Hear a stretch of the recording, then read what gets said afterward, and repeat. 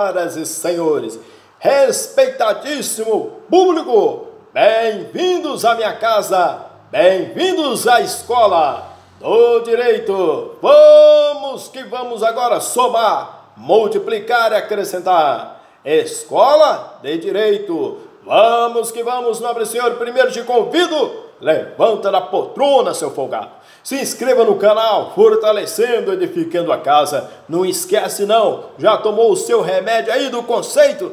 Vamos agora abraçar essa causa. Ao direito à informação. Mantenha-se atualizado e informado acerca de questões, novidades e todo esse entretenimento, esse arcabouço jurídico. Te convido a fazer parte dessa grande família. Escola, bem-vindos! Bem-vindo a todos aí os meus. Segue agora em fila, em ritmo. Vamos acerca aí a continuidade acerca dos crimes patrimoniais. Crimes patrimoniais. Crimes patrimoniais. Crimes patrimoniais, para você não esquecer, decora essa. Se o roubo for seguido de morte, chama-se latrocínio. Cuidado. Desde que a morte tenha relação com o crime patrimonial. O crime de latrocínio se consuma com a morte, ainda que o agente não tenha levado a coisa subtraída. Então, teve nova redação pela 13.654, tendo aumentado em 3 anos a pena máxima de roubo seguido de lesão. Crime de receptação. Outra espécie de crime patrimonial é o crime de receptação, o qual possui modalidades principais, a própria e imprópria, a qualificada e a culposa.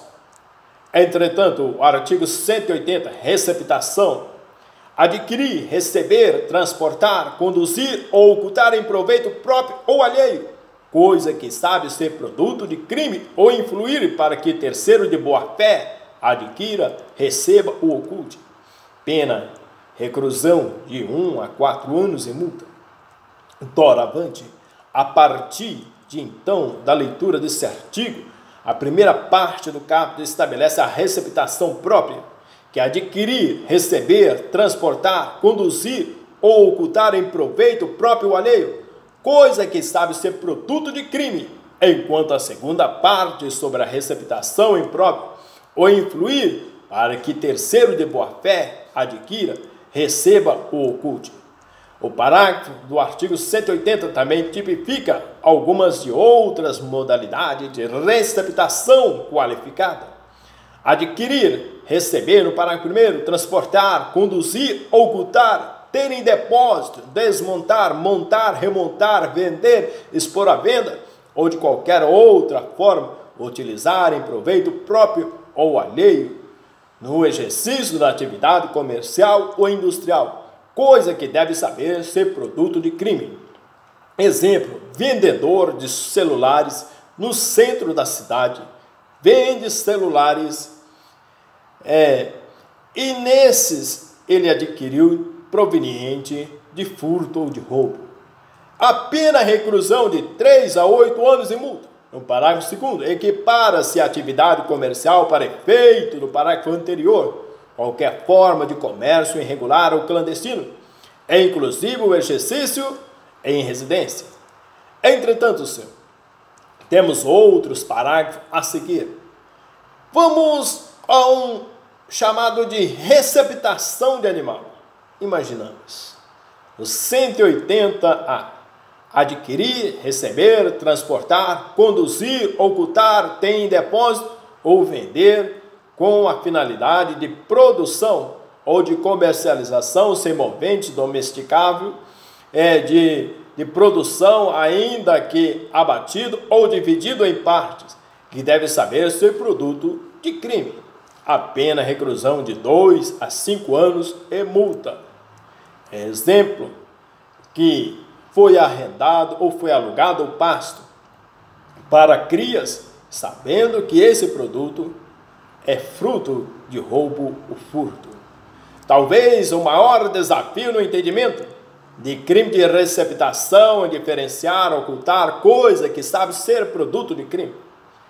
Deve valer aqui, tem que saber se a pessoa sabe que o produto é fruto do crime.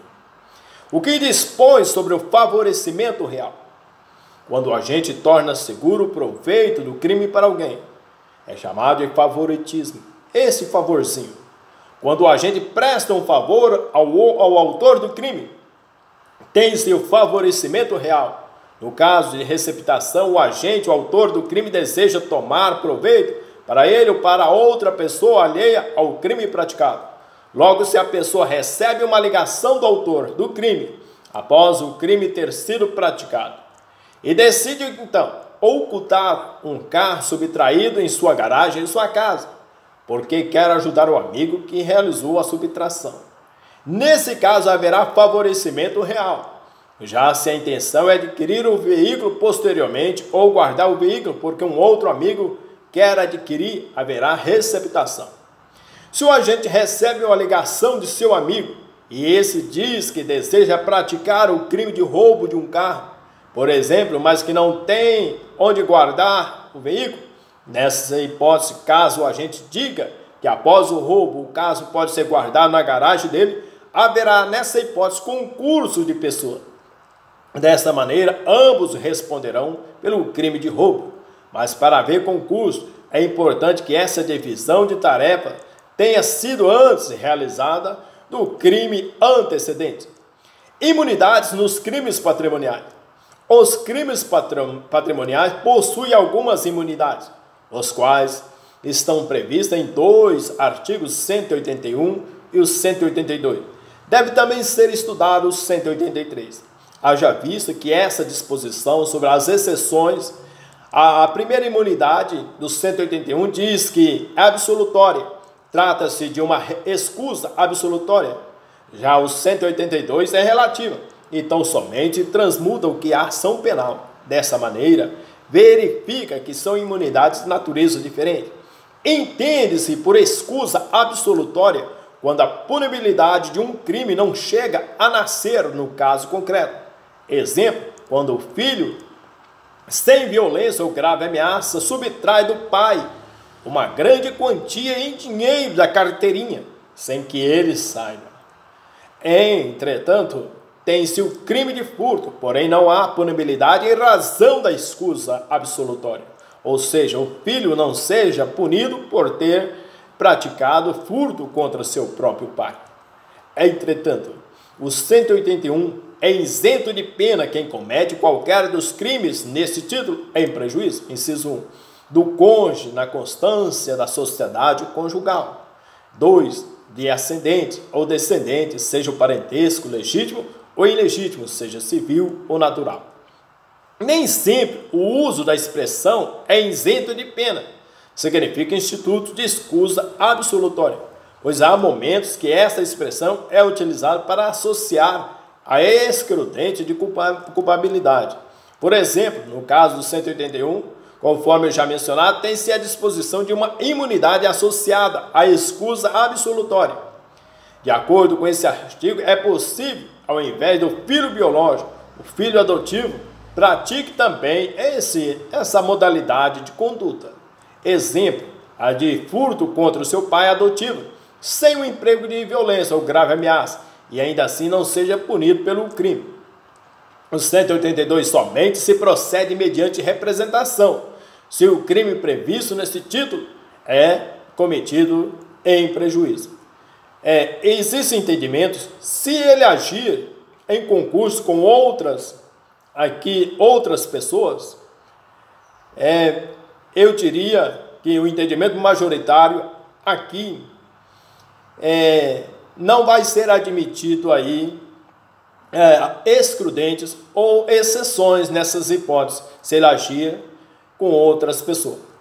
Inciso 1, do cônjuge desquitado ou judicialmente separado. 2, do irmão legítimo ou ilegítimo. 3, de tio ou sobrinho com quem o agente coabita. O artigo 182, ao mencionar a palavra representação, estabeleceu que a ação penal pública será acondicionada à representação. Salienta-se que, tradicionalmente, nos casos de crimes patrimoniais, as ações penais serão públicas incondicionadas. Exemplo: se João e Marcos são irmãos e João praticar o crime de furto contra Marcos, caberá a esse seu irmão decidir se irá representar na ação penal ou não, pois o Ministério Público precisa desta representação para prosseguir aí com a ação penal. Então, a representação será uma condição de procedimentalidade, de procedibilidade da ação penal. Por isso que a imunidade do artigo 182 é relativa, pois há somente o que é essa transmutação da ação penal, ficando a cargo da vítima decidir sobre a representação. O 183 não se aplica o disposto nos dois artigos anteriores. Inciso 1. Se o crime é de roubo, de extorsão, ou em geral quando haja emprego de grave ameaça ou violência à pessoa. 2. Ao estranho que participa do crime. 3. Se o crime é praticado contra a pessoa com idade igual ou superior a 60 anos. Dispõe sobre as exceções. Assim sendo, nas hipóteses mencionadas, não poderão ser aplicadas nenhuma das imunidades. Entre o pai a ser furtado pelo filho for idoso, pessoa maior de 60 anos de idade.